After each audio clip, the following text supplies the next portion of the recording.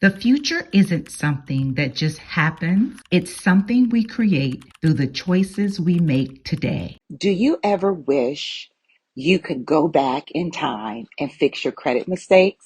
Understanding credit and how it impacts our financial decisions in everyday life is crucial.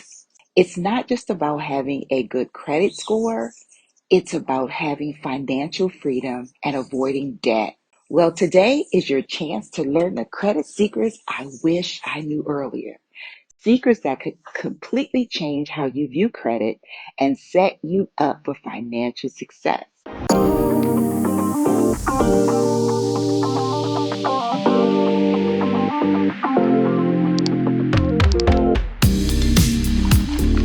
Welcome, welcome, beautiful people. Lisa here, and welcome to Lifestyle and Legacy with Lisa. This is my brand new channel, and I am super excited. Everything for women over 45, lessons that I have learned.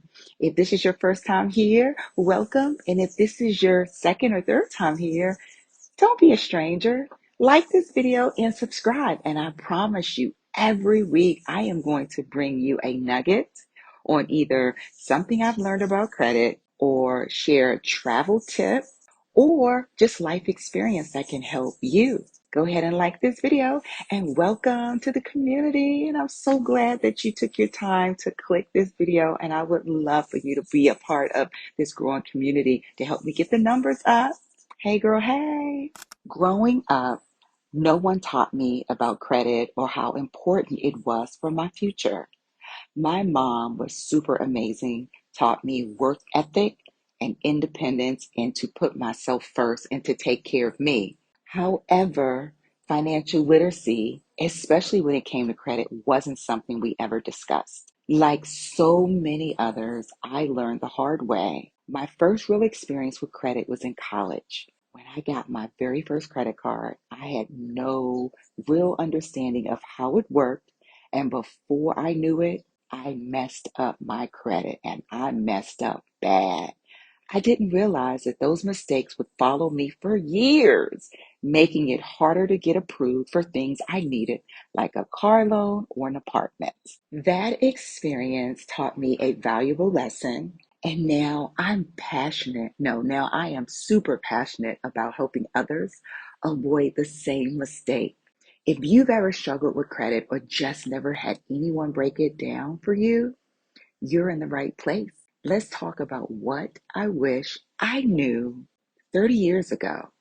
In today's video, I am going to share with you the credit secrets I wish I knew earlier.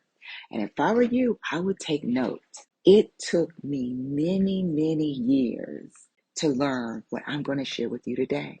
I love you guys, and I want to do everything to help you. So take notes to avoid the mistakes that I've made. Number one, I wish I knew the impact of credit inquiries. Too many credit applications can lower your score. Hard inquiries stay on your credit report for 2 years. Yes, 2 whole years. And multiple applications in a short time put up a red flag to lenders. When you fill out multiple applications in a short period of time, it brings up a red flag to the lenders. Tip: only apply when necessary and space out your applications. So since hard inquiries stay on your credit for 2 years, it's not until that next month after your 2-year anniversary that credit inquiry is wiped off of your credit report. For example, if you apply for a credit card in February of 2025, then February of 2027,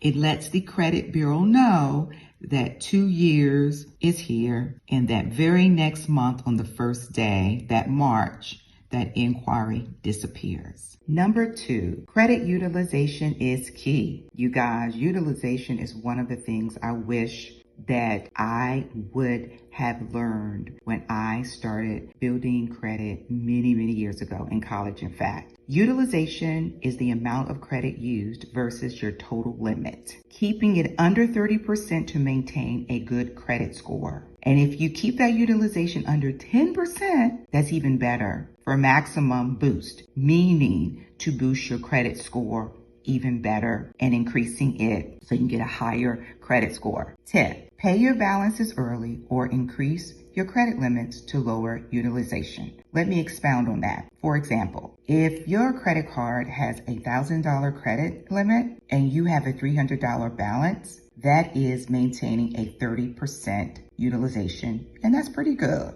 However, if you have a $100 balance, that's even better. That's a 10% utilization, and that will increase your FICO score. Or if you have a $300 balance on a $1,000 credit limit credit card, you can inquire about getting an increase of credit, offsetting that 30%. So if your limit is increased to maybe $2,000, that lowers your utilization and your credit score increases. But guys, if you ask for a credit limit increase, inquire if they have to pull your credit. And if they have to pull your credit, that would result in a hard inquiry, and you do not want to do that. Number 3, I wish I learned how to prioritize debt the smart way when I was in my 20s. So instead of paying everything off at once, use one of these strategies and you will not regret it. So the first strategy is called the avalanche method, and this is best for saving money. You pay off the highest interest debt first, like your credit card. Once that's gone,